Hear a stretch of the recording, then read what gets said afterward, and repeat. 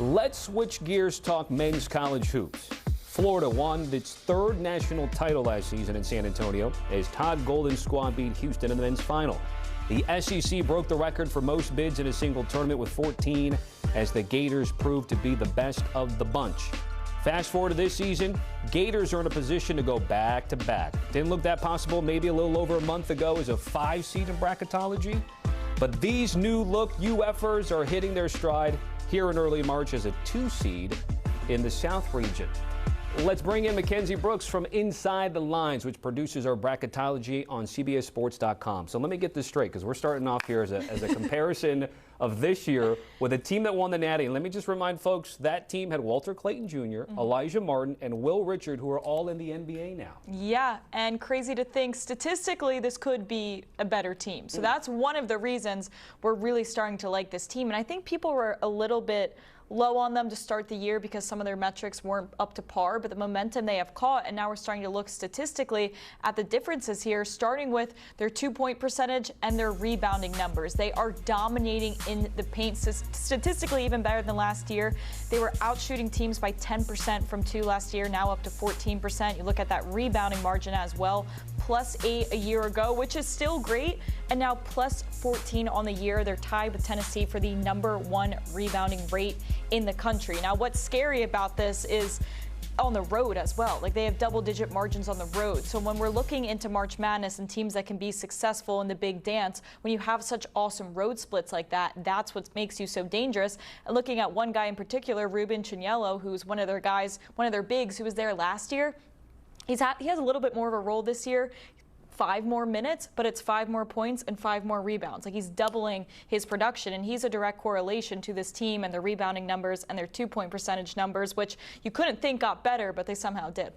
So we saw the numbers, which are flattering, but this team is not perfect. So where can we target them in terms of some inefficiencies? Yeah, so I think their quote-unquote weakness was their 3-point shooting. Obviously, you lose Walter Clayton Jr. You know, he was a volume guy, right? But actually what they lack in volume now, they just have an efficiency, right? It's fine to go 8 of 18 instead of 9 of 25. So before January, I think this is why people were so low on this team. Under 30% 3-point shooting, that's really not a spot you want to be.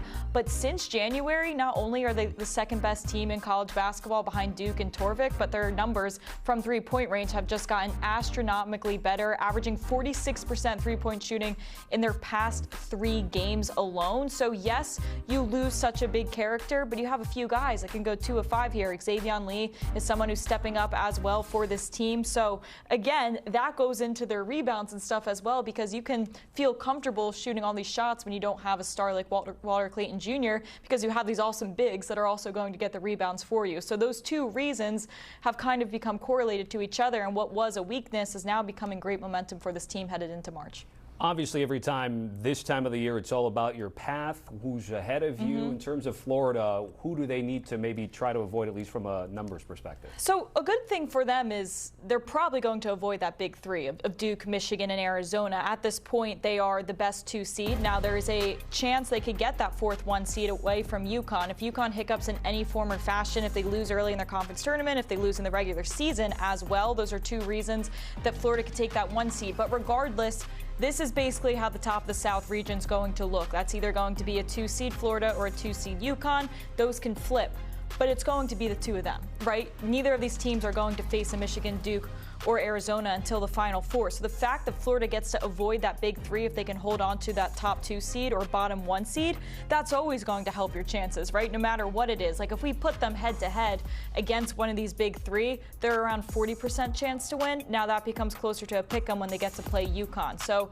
at a lot better Elite 8 situation when you're playing in the South versus if you had to play one of these teams head-to-head. So not only is this team statistically awesome and have the momentum, they might have the best path, quote-unquote, of a 2 seed or even that bottom 1 seed. Guys, we just saw that UConn was in the same region as Florida. If we can bring that up again, just to establish again the conversation, what Kansas talking about avoiding the big three, and then that battle between 1 and 2. Right. We've seen that reflective also in the poll this week where UConn was 4 and Florida was 5. So again, that's sort of the race that you're trying to hammer home between UF and UConn. Right, and UConn, again, they're in the driver's seat. Like, if they win out and win their conference tournament, it's theirs to lose. But if you look at their resumes here, what Florida has going for them that UConn doesn't is their ability to tack on some quad 1 games, not only throughout the regular season, but then also through the tournament. And we could get to a point where this team has 14 quad 1 wins, and UConn doesn't even have the opportunity to get to that number. So as you tack on those quad 1 wins,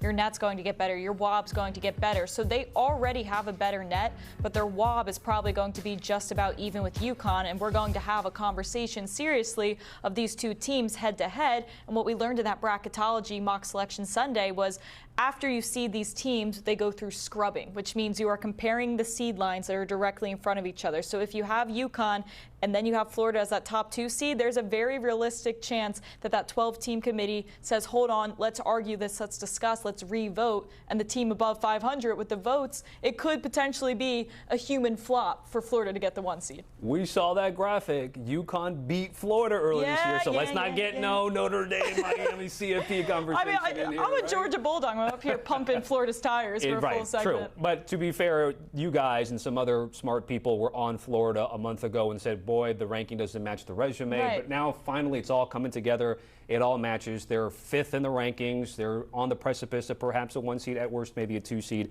heading into the tournament. Then lastly here, let's talk about percentages and percentages to win the whole thing. So you have some of the top teams like a Michigan and a Duke with double-digit numbers to win, as we're seeing here.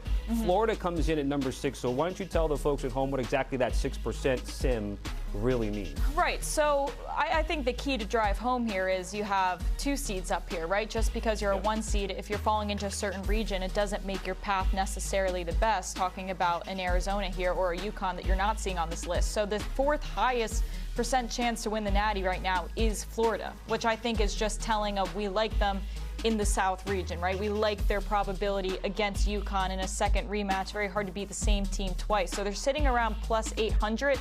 We would make it a little bit longer, but still, nonetheless, it's reassuring in a pulse check to see that odds makers are kind of in line with us as, hey, just because they might be the 2 seed behind UConn, we still like them way more than UConn. And this isn't about betting, but odds makers use very similar models as we do. So it is good to know that we are in line with other number of people around the country. One sports book had Florida 28-1 back on January 14th. I say get in now. Truly, you can still get 8-1. You think still a decent number? I do, because the SEC this year is not what it was, and I think that's also another great part of Florida and what's working for them. They're not as top-heavy, right? So they're going to benefit from having lesser competition in the tournament that they did win last year, by the way, and now they can do it with lesser SEC teams. So there is a very good chance this Florida team can run the table. Those odds at plus 800 is just going to get smaller and smaller and smaller throughout that tournament. So if you're a Florida Gators believer, I think this is the last chance to get in with good value. All right, great insight from Mackenzie Brooks here, part of the Inside the Lines team as they're getting you ready